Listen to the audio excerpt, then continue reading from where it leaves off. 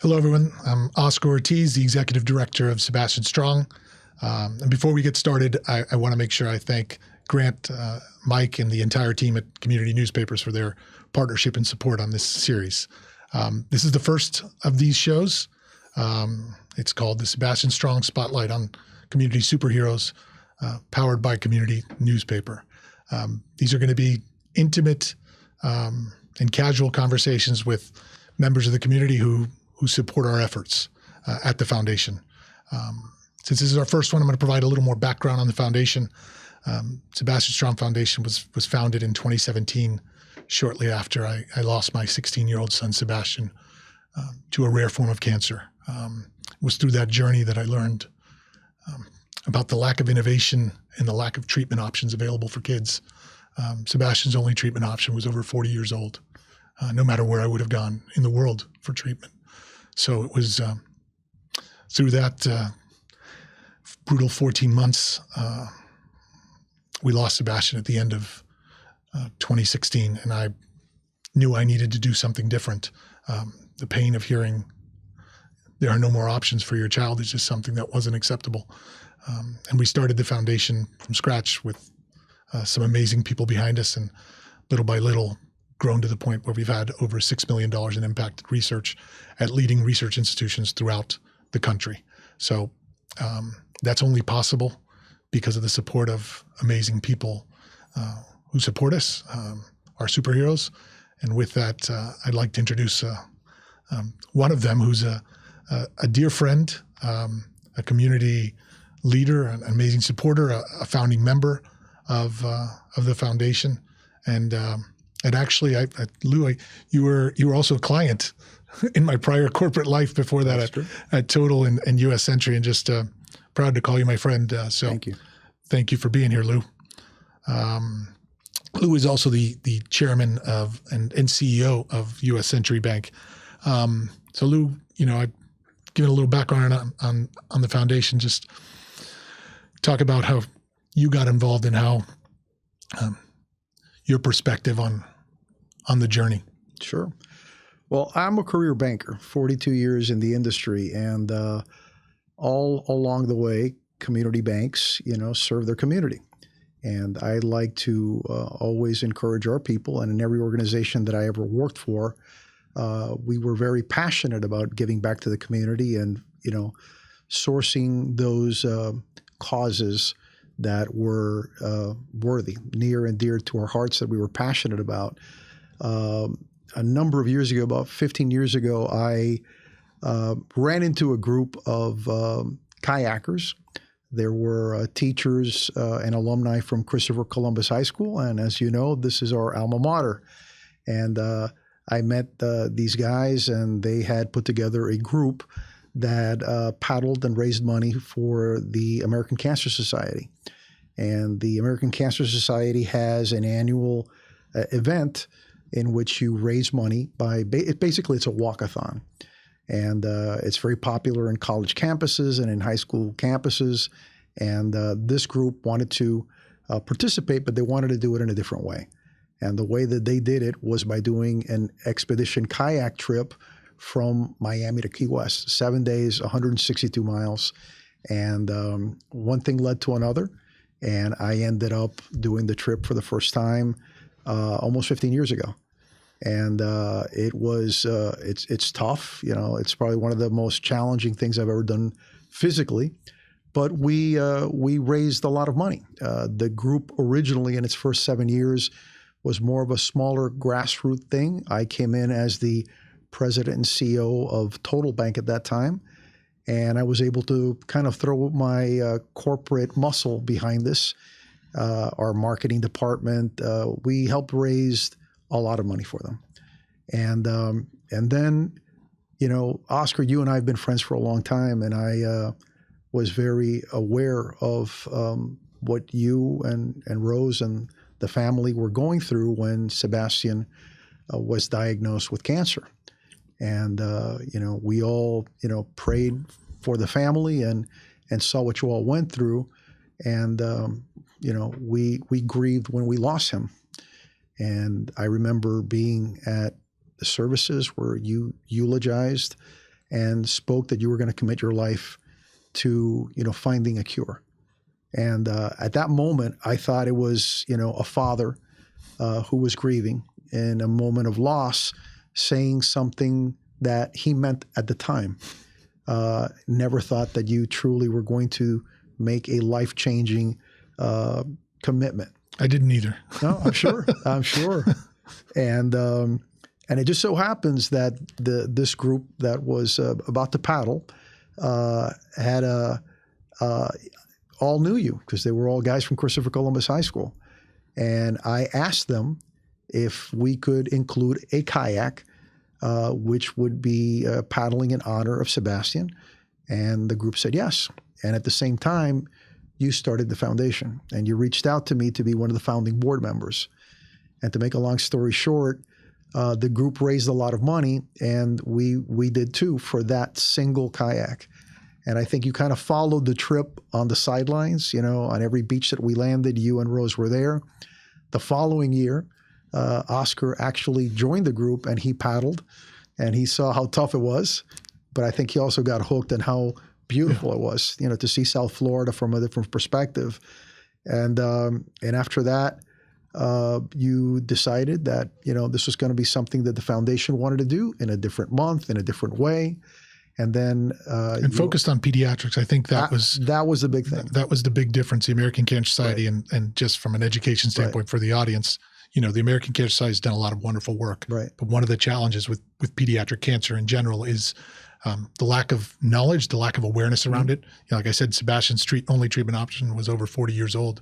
That's not uncommon in pediatrics. So the American Cancer Society, as wonderful as they are, and if they've brought a lot of awareness to cancer, they do not do much for kids. That's correct. And that was something that was going to be challenging for me to move forward. So kids deserve better. As I tell people, I'm 53 years old. If my life ended tomorrow, I've lived some. I've done some things. Mm-hmm. I've done a lot of monumental moments in your life when you think about, graduate from college, graduate from high school, for that matter. Sebastian didn't graduate from high school. Having a family, buying your first home, professional success. So it's, I always tell that to people, because if the only thing that's left for me is being a grandfather. Mm-hmm. on my bucket list, if you will. Soon come, right? not too soon. But yeah, I mean, that's it. These kids, when they're diagnosed, Lou, and you met some of them along the way. Absolutely. And we'll talk about that in a moment, what kayaking with some of them was like last year. So that was a key part in framing this, and really a key part of the foundation is kids. Well, that mission and that passion is what got me to, let's say, jump ship. And I did it because I saw that what the foundation was doing was a complete focus on pediatric cancer, and there was also this focus on research, which we know how difficult it is to get the funding for these important pediatric research programs.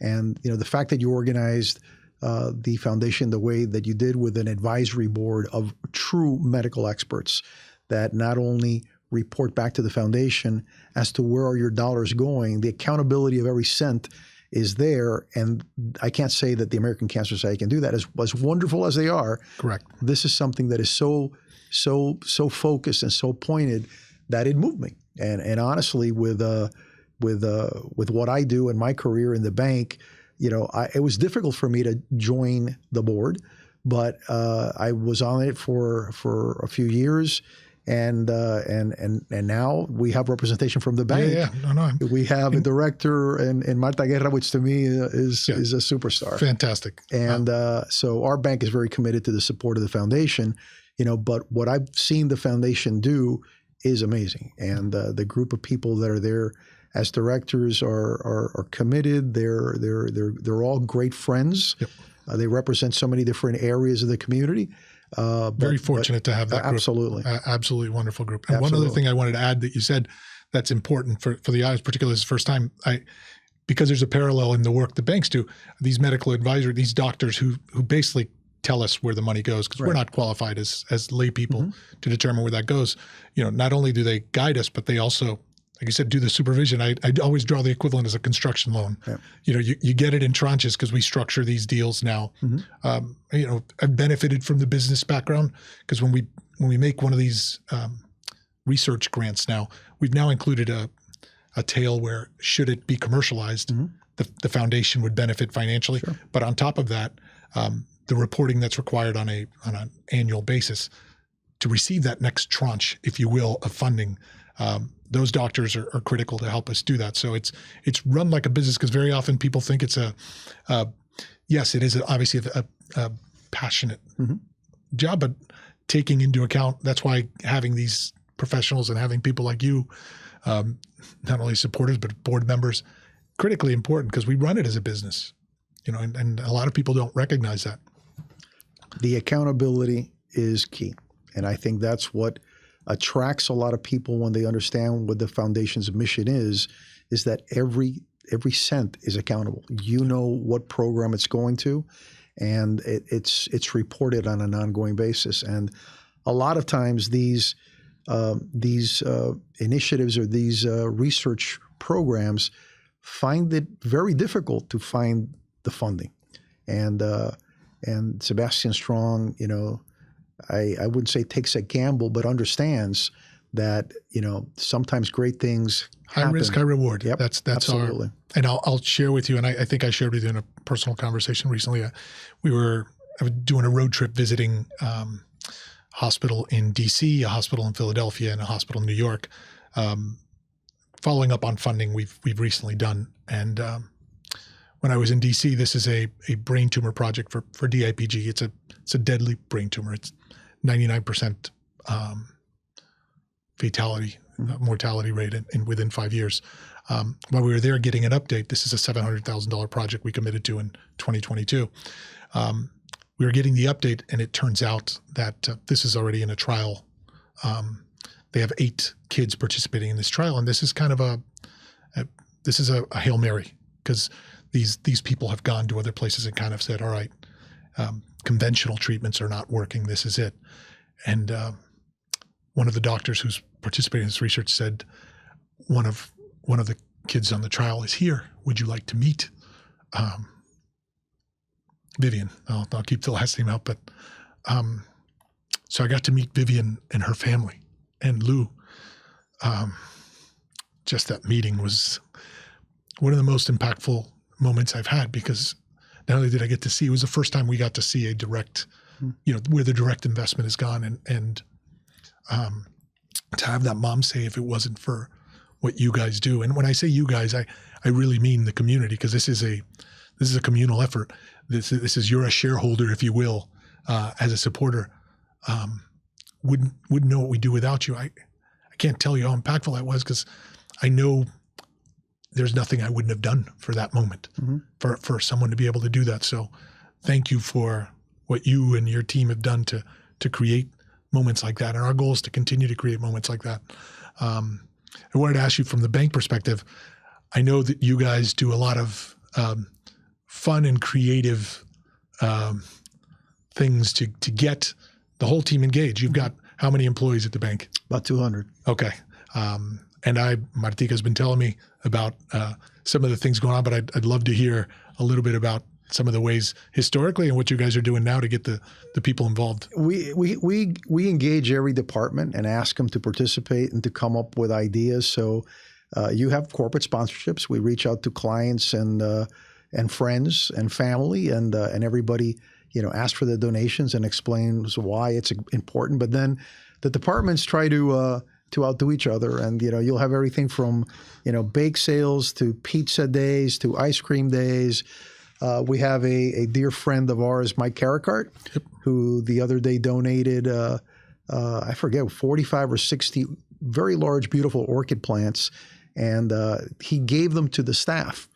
And then the staff decided that, no, we're going to sell them amongst each other at $20 a plant to raise money. It was completely gone in hours. And so there's trivia nights, and they just have a lot of fun with it, and I'm sure that before we end our fundraising in the next month or so, that there's going to be a lot of other creative ideas that they throw at us. Yeah, another month. May 13th we launch. We shortened it a little bit. I learned you introduced me to this kayaking thing. Sometimes I'm grateful. Sometimes I'm like, damn, Lou. We've shortened it, so it's Key Largo to Key West. So Yes. it's a little over 100 miles. So May 13th, Right. we launch. Talk a little bit. I mean, for me, being on the water it's cathartic. It's therapeutic. Yeah. Tell me. I mean, you shut down. It's one of those things where people think, It is. Can you take calls? And you're like, It is. I'm in the middle of the ocean. Yeah, I'm not. you're in the middle of the ocean. And in all sorts of weather. So if you highlight a favorite memory or two of your experience kayaking.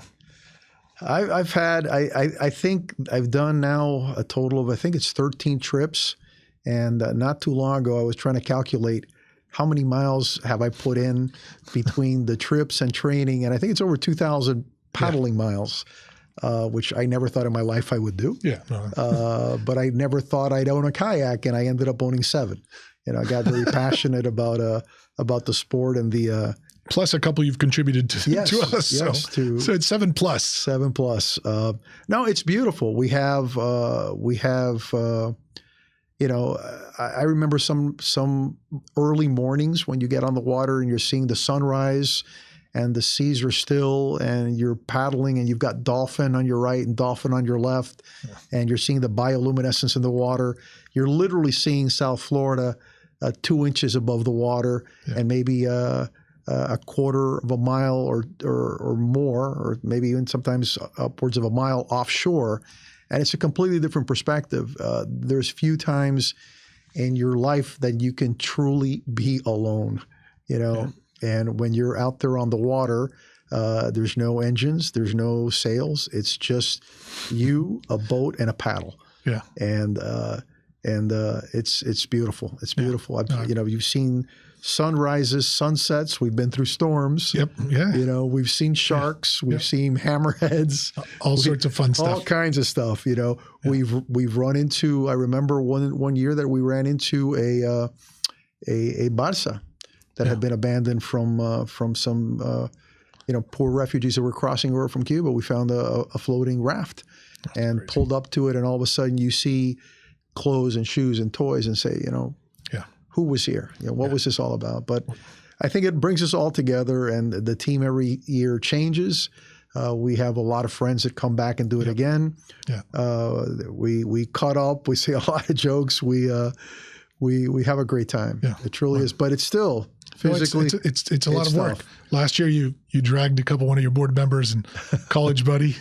I did. Ray Aberdeen, who I've known since we were 13. And he was past president of Florida Bar, and he served on our board now since I believe it's 2017. One day we were having a business lunch, and he said, "You've got that kayak trip coming along," and I said, "Yes. Are you going to do it?" I said, "Absolutely." And he says, "I want to do it." And I told him, "I'll speak with Oscar, see what we can do," and he did it. And he brought in another friend and attorney, Todd Payne, who also didn't know what he was getting himself into. Yeah. And that first day when we finished, I think we probably did about 27 miles. Yeah. I mean, 27 miles, it's easy to say, but it's not easy to do. No. And every bone in your body hurts and your muscles are screaming. Yeah, absolutely. But these guys stuck it out, and we had a great time. It was a lot of fun, and thank goodness for Diego.